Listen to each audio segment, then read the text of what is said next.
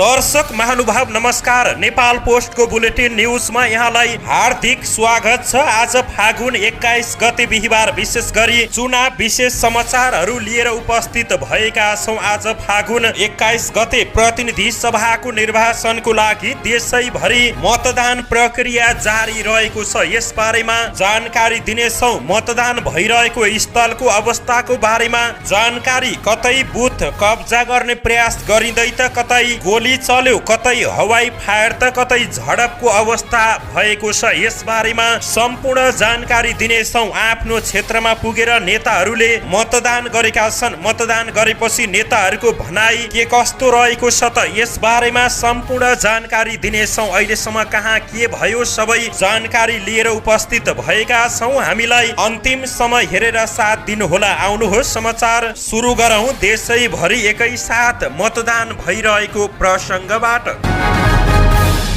JNG आन्दोलन पछिको विशेष परिस्थितिमा हुन लागेको प्रतिनिधि सभा सदस्य निर्वाचन अन्तर्गत मतदान जारी रहेको छ। निर्धारित निर्वाचन कार्यतालिका अनुसार बिहान 7 बजेबाट मतदान सुरु भएको कार्यवाहक प्रमुख आयुक्त रामप्रसाद भण्डारीले बताए। मुलुकका 77 वटै जिल्लामा बिहान 7 देखि अहिले साँझ 5 बजेसम्म एकै चरणमा मतदान हुँदैछ। पहिलो हुने निर्वाचित हुने निर्वाचन प्रणाली प्रत्यक्षतर्फ 61 वटा निर्वाचन चिन्हमा 65 वटा राजनीतिक दलले प्रतिस्पर्धा गरिरहेका छन्। प्रत्यक्षतर्फ 3017 पुरुष, 388 महिला र अन्य एक गरी 3406 उम्मेद्वार चुनावी प्रतिस्पर्धामा रहेका छन्। समानुपातिक निर्वाचन प्रणाली तर्फ 1363 पुरुष र 1772 महिला गरी 3135 उम्मेद्वार प्रतिस्पर्धामा रहेका छन्। निर्वाचनको लागि देशभर 10,967 मतदान स्थलमा 23,112 मतदान केन्द्र निर्धारण गरिएको छ। 143 अस्थायी मतदान स्थल तय भएको छ। ज्येष्ठ नागरिक, अपाङ्गता भएका व्यक्ति तथा अशक्त र गर्भवती लगायतलाई सहज मतदानको लागि प्राथमिकता दिने व्यवस्था गरिएको छ। यता झापामा पनि उत्साहको साथ मतदान जारी रहेको छ। मुख्य निर्वाचन कार्यालयका सहायक निर्वाचन अधिकारी दिल्ली प्रसाद प्रसाईले निर्धारित समयमा मतदान सुरु भएको जानकारी दिए। झापाका 5 वटा निर्वाचन क्षेत्रबाट 90 जना उम्मेद्वार चुनावी प्रतिस्पर्धामा रहेका छन्। निर्वाचनमा जिल्लाका 7,13,537 जना मतदाताले मतदान गर्ने अपेक्षा गरिएको छ। जिल्लामा 3,58,346 पुरुष, 3,55,083 महिला र 8 जना अन्य मतदाता कायम रहेका छन्। विक्रमसम्म 2079 को प्रतिनिधि सभा सदस्य निर्वाचनको तुलनामा 50,226 मतदाता र 49 वटा मतदान केन्द्र थप भएको जिल्ला निर्वाचन कार्यालयले जनाएको छ। जिल्लामा 815 मतदान केन्द्र र 258 मतदान स्थल कायम रहेका छन्। निर्वाचन सम्पन्न गर्न 815 मतदान अधिकृत सहित 4,936 जना कर्मचारी परिचालन भएका छन्।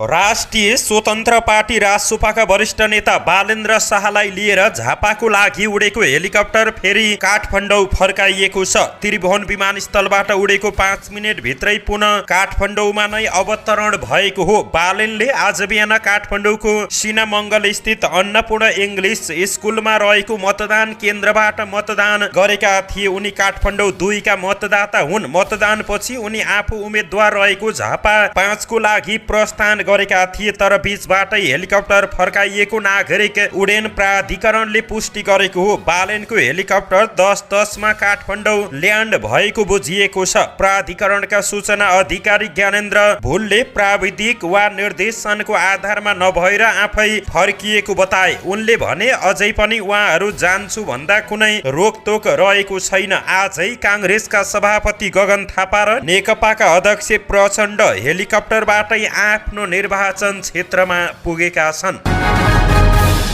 राष्ट्रिय स्वतन्त्र पार्टी रासोपाका सभापति रवि लामिछानेले काठमाडौँ 3 को उपत्यका खानेपानी लिमिटेडको महाकाल चौरबाट मतदान गरेका छन्। उनी चितवनमा उम्मेद्वार रहेका छन्। रासोपाका सभापति रवि लामिछानेले यस पटकको निर्वाचनले ऐतिहासिक नतिजा दिने दाबी गरेका छन्। मतदान गरेपछि सञ्चारकर्मीहरूसँग कुराकानी गरेका उनले देश एउटा ऐतिहासिक मोडमा आइपुगेको र यो चुनाव विगतका कुनै चुनाव भन्दा बढी महत्त्वपूर्ण रहेको बताए। लामिछानेले देशलाई कस्तो बनाउने र कस्तो नेतृत्व छान्ने भन्ने कुरा अब पूर्ण रूपमा नागरिकको हातमा रहेको स्पष्ट पारे। राजनीतिक दलहरूले गर्नुपर्ने काम गरिसकेको भन्दै उनले अब नागरिकले आफ्नो विवेक प्रयोग गरेर देशको र आफ्ना सन्ततिको भविष्य निर्धारण गर्नुपर्ने बेला आएको बताए। परिवर्तनका लागि धेरै युवाले बलिदानी दिएको स्मरण गर्दै उनले यसलाई सुनौलो अवसरको रूपमा लिएर निर्धक्क भई मतदान गर्न सबैलाई अपील गरेका छन्। जेएनजी आन्दोलन र युवाका मुद्दाबारे सोधिएको प्रश्नमा लामिछानेले युवाका जायज मागलाई लिखित रूपमै सम्बोधन गर्ने र सहमति जनाउने पार्टी रासोपा मात्रै भएको दाबी गरे। आफ्नो पार्टीले सबैभन्दा बढी जेएनजी पुस्ता, घाइते तथा शहीद परिवारका सदस्यलाई उम्मेद्वार बनाएको बताए। निर्वाचनको क्रममा रासोपाका उम्मेद्वार र नेताहरूमाथि भएको आक्रमणको उनले निन्दा गरेका छन्। मनिष झाको गाडीमा भएको तोडफोड र सुलभ खरेलको टिममाथि भएको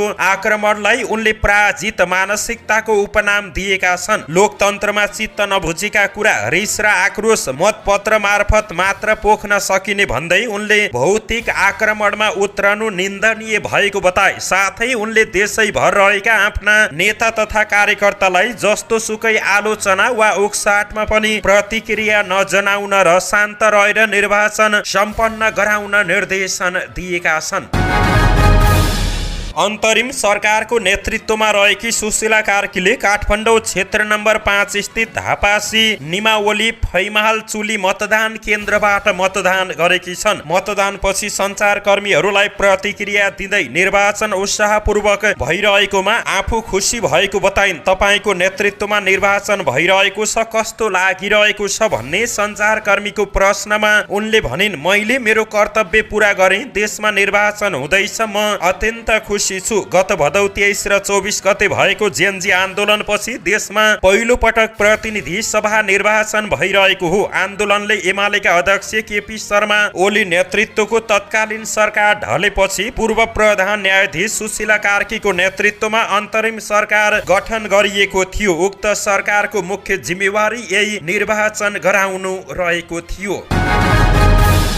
नेपाली कम्युनिस्ट पार्टी नेकपाका संयोजक पुष्पकमल दाहाल प्रचण्डले चितवनबाट मतदान गरेका छन्। उनले क्षेत्र नम्बर 3 अन्तर्गत भरतपुर महानगरपालिका 14 स्थित नेपाल प्रहरी स्कुल शान्तिपुरबाट मतदान गरेका हुन्। प्रचण्डले आफैलाई भोट हाल्न भने पाएनन्। उनले मतदान गरेको क्षेत्रमा उनकी छोरी रेणु दाहाल उम्मेद्वार रहेकी छन्। रेणु दाहालले भरतपुर 14 को आधारभूत विद्यालय सुन्दर बस्तीबाट मतदान गरेकी हुन्। नेपाल कम्युनिस्ट पार्टीका संयोजक पुष्पकमल दाहाल प्रचण्डले चुनावमा नयाँ र पुराना दल वा नेता भनेर छुट्याउने भाष्य गलत भएको बताए। मतदान केन्द्रबाट बाहिरिने क्रममा सञ्चारकर्मीहरूलाई प्रतिक्रिया दिएका उनले चुनावमा कुनै पनि एक दलको मात्रै बहुमत नआउने दाबी गरेका हुन्। अहिले बजारमा नयाँ र पुरानो भनेर उठाइएको कुरा देश र लोकतन्त्रको हितमा नभएको प्रचण्डको भनाइरहेको छ। उनले नयाँ र पुराना भन्दा पनि सही र गलत के हो भनेर छुट्याउनु पर्नेमा जोड दिए। राष्ट्र, जनता, लोकतन्त्र र प्रगतिको पक्षमा को छ त्यसको आधारमा सही विचार र कार्यक्रम भएको नेतृत्वलाई भोट दिन उनले आम मतदातालाई अपील गरेका छन्। सही र गलतको बीचमा मात्र चुनावमा बहस हुनुपर्ने उनको भनाइरहेको छ। चुनावको नतिजा कस्तो आउँछ भन्ने सञ्चारकर्मीको प्रश्नमा उनले अहिलेको निर्वाचन प्रणाली र समग्र अवस्था हेर्दा कुनै एउटा मात्र पार्टीको बहुमत आउने सम्भावना आफूले नदेखेको प्रश्न पारेका छन्। उनले यसपटक मुख्य प्रतिस्पर्धा 4 वटा पार्टीहरू नेपाली कम्युनिस्ट पार्टी, नेपाली कांग्रेस, नेकपा एमाले र राष्ट्रिय स्वतन्त्र पार्टी बीच हुने बताएका उनले आफ्नो दलको नतिजा भने राम्रो आउने दाबी गरेका छन्। यता नेकपाबाट चितवन 3 की उम्मेद्वार रेणु दाहालले मतदातालाई योग्य उम्मेद्वार छान्न आग्रह गरेकी छन्। उनले योग्य उम्मेद्वारलाई चयन गर्न मतदातालाई आग्रह गरेकी हुन्। चितवनमा भयरहित वातावरणमा मतदान कार्य भइरहेको दाहालको भनाइरहेको छ। आज भयरहित ढङ्गबाट निष्पक्ष जनताले आफ्नो अमूल्य मतदान गर्ने दिन हो। मैले पनि मतदान गरेँ। म धेरै उत्साहित र खुसी रहेको छु। आफ्नो परिणामलाई सहर्ष स्वीकार गर्ने हो। योग्य उम्मेदवारलाई मतदान गर्नुस्, योग्य व्यक्ति छान्नुस्, काम गर्न सक्ने र कामबाट प्रमाणित भएको इमानदार जनप्रतिनिधि छान्ने अधिकार तपाईहरूको हातमा रहेको छ। आफ्नो भाग्य र भविष्यको फैसला गर्ने अधिकार प्रयोग गर्दा विवेकको प्रयोग गर्नुस्। आवेगमा आएर हतारमा निर्णय गरेर फुर्सदमा पछुताउने अवस्था नहोस्। आउने परिणाम सहर्ष स्वीकार्ने दाहालको भनाइ रहेको छ। जनप्रतिनिधि छान्ने अधिकार तपाईहरूको हातमा रहेको छ। मेरो जित्ने सम्भावना पूर्ण रहेको छ। रेणु दाहाल हार्नु पर्ने कुनै कारण छैन, उनको भनाइ रहेको छ। नेपाली कांग्रेसका सभापति गगन कुमार थापाले मतदान गरेका छन्। थापाले काठमाडौँ 4 स्थित मैती देवी मन्दिर स्थित मयूर कुण्ड मतदान केन्द्रमा पुगेर मतदान गरेका हुन्। मतदान पछि प्रतिक्रिया दिएका उनले यस निर्वाचनले दिने म्यान्डेटले आगामी 5 वर्षमा देश सञ्चालनको मार्ग चित्र बनाउने बताए। संविधान लिग भन्दा बाहिर गइसकेपछि लामो समयसम्म राजनीतिक अनिश्चितता हुन्छ कि भन्ने भए थियो। त्यसैले यो निर्वाचन संविधानलाई ट्र्याकमा ल्याउन अनिवार्य रहेको थियो। निर्वाचन हुने नहुने दुविधाको बीच देशभर शान्तिपूर्ण रूपमा मतदान भइरहेको छ। नेपाली कांग्रेसले सभापति गगन थापालाई भावी प्रधानमन्त्रीको रूपमा अगाडि सारेको छ। सभापति थापा सरलाई निर्वाचन क्षेत्र नम्बर 4 बाट उम्मेद्वार रहेका छन्। उदयपुरको कटारी स्थित मतदान केन्द्रमा प्रहरीकै हतियारबाट गोली चलेको छ। गोलीले मतपेटिकामा क्षति पुगेको प्रहरी उच्च स्रोतले जानकारी दिएको छ। उदयपुरको कटारी स्थित मतदान केन्द्रमा प्रहरीकै हतियारबाट गोली चल्दा मतपेटिकामा क्षति पुगेको एक प्रहरी अधिकारीले बताएका हुन्। मतदान केन्द्रमा खटिएका प्रहरी जवानले बोकेको शटगन अचानक पड्किएको हो, तर त्यहाँको अवस्था सामान्य रहेको प्रहरीले बताएको छ। प्रहरी प्रधान कार्यालयले कमान्डरहरूलाई हतियार बोकेका कर्मचारीलाई हतियार ह्यान्डलिङको बारेमा ब्रिफिङ र सुरक्षाको बारेमा निर्देशन दिएको छ।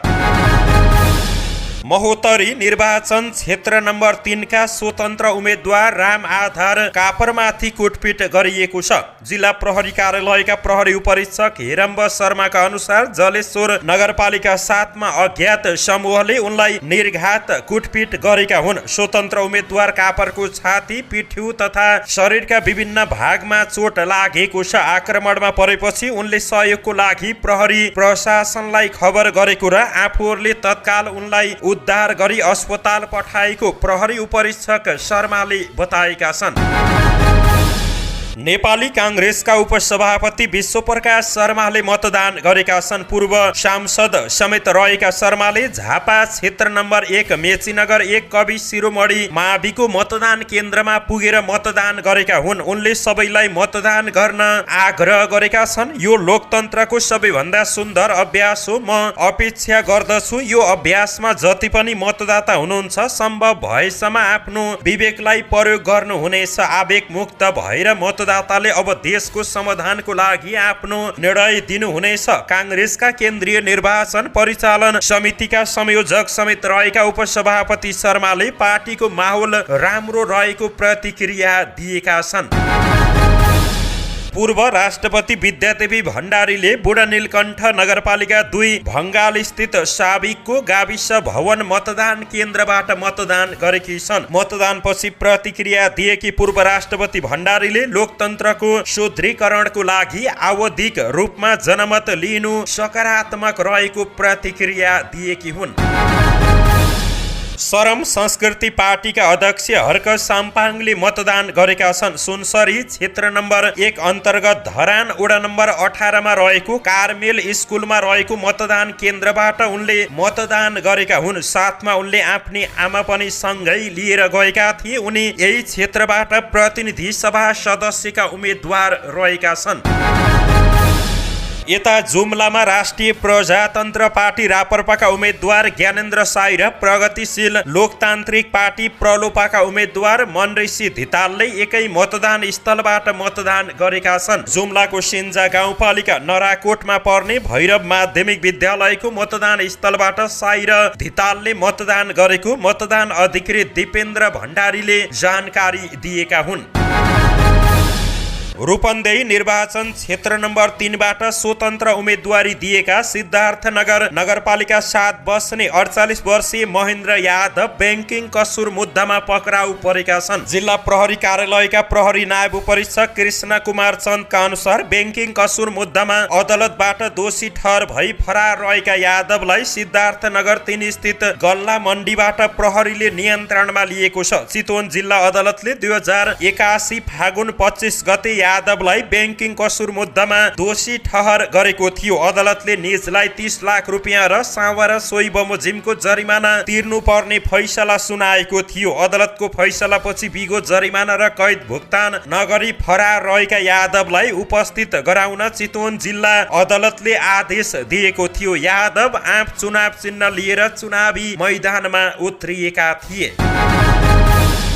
नेकपा एमालेका उम्मेद्वार महेश बस्नेतले मतदान गरेका छन्। भक्तपुर निर्वाचन क्षेत्र नम्बर 2 बाट उम्मेदवारी दिएका बस्नेतले सूर्यविनायक नगरपालिका 7 नम्बर वडा कार्यालयको गुन्डु मतदान केन्द्र पुगेर मत हालेका हुन्। मतदानपछि सञ्चारकर्मीहरूसँग कुराकानी गरेका बस्नेतले बालेन शाह र रवि लामिछाने प्रति आरोप लगाएका छन्। उनले 14,000 कैदी भगाउने विषयमा बालेन शाह र रवि लामिछानेको मुख्य हात रहेको दावी गरे। बस्नेतले भदौ 23 र 24 गते देशमाथि आक्रमण भएको जिकिर गर्दै लोकप्रिय नेताहरूलाई हराउनको लागि बालेन शाह झापा गएको आरोप लगाए। उनले बालेन शाह आफ्नो जन्मस्थान वा हुर्केको स्थानबाट उम्मेद्वार हुनु स्वाभाविक भए पनि गलत ढङ्गले झापा पुगेको टिप्पणी गरे। उनले भने 14,000 कैदीहरू भगाउने कुरामा बालेन शाह र रवि लामिछानेको हात छ। पपुलर नेताहरूलाई हराउन बालेन झापा गएका छन्। यो जनताले रुचाएका छैनन्। उनी जन्मेको वा हुर्केको ठाउँमा उम्मेद्वार हुने कुरा स्वाभाविक थियो। त्यो कुरा झापाली जनताले स्वीकार्दैनन्। उनले झापाली जनताले उक्त कदम स्वीकार नगर्ने दाबी पनि गरेका छन्।